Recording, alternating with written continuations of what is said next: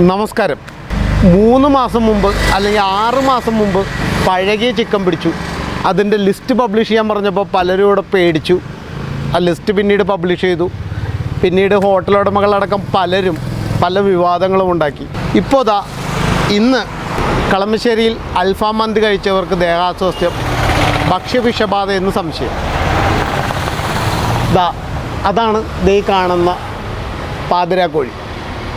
പേരാരും media ആരും publish ചെയ്തിട്ടില്ല. എന്തായാലും ദേ കട അടച്ചിട്ടിട്ടുണ്ട്. അവർ ഇന്നലെ രാത്രി എറണാകുളം ജനറൽ ആശുപത്രി ചെന്ന് അവിടെ നിന്ന് പോലീസിൽ ഇൻറ്റിമേഷൻ കൊടുത്തു. അതിൻ്റെ അടിസ്ഥാനത്തിൽ പോലീസും ഉണ്ടായി. പോലീസ് സ്റ്റേഷനിലേക്ക് ഫെയർ എടുക്കാനായിട്ടൊക്കെ വിളിപ്പിച്ചിട്ടുണ്ടായി. പക്ഷേ അതൊന്നുമല്ല വിഷയം.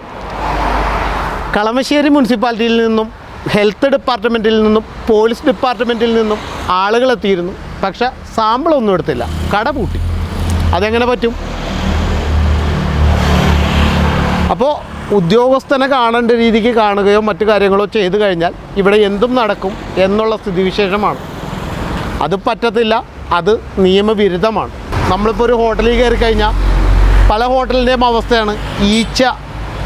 നമ്മൾ ഭക്ഷണത്തിൽ കഴിക്കാനായിട്ടിരിക്കുന്നിടത്ത് ഈച്ച വന്നിരിക്കണം. അപ്പോൾ അതിന് ഈച്ചയെ പിടിക്കുന്ന ആ ഒരു യന്ത്രം പിടിപ്പിച്ച് വെക്കണം. അതേപോലെ ചെളി അങ്ങനെയുള്ള ടൈൽസിൻ്റെ ഇടകളിലും വൃത്തിഹീനമായ അന്തരീക്ഷമാണ് പല ഹോട്ടലുകളിലും.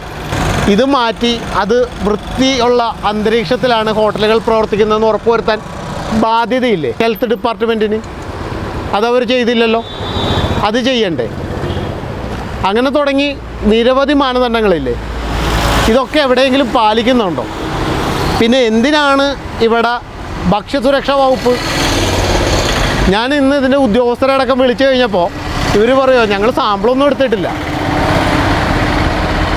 പിന്നെ എങ്ങനെ വിഷബാധയാണോ കോപ്പാണോ എന്നറിയണത്?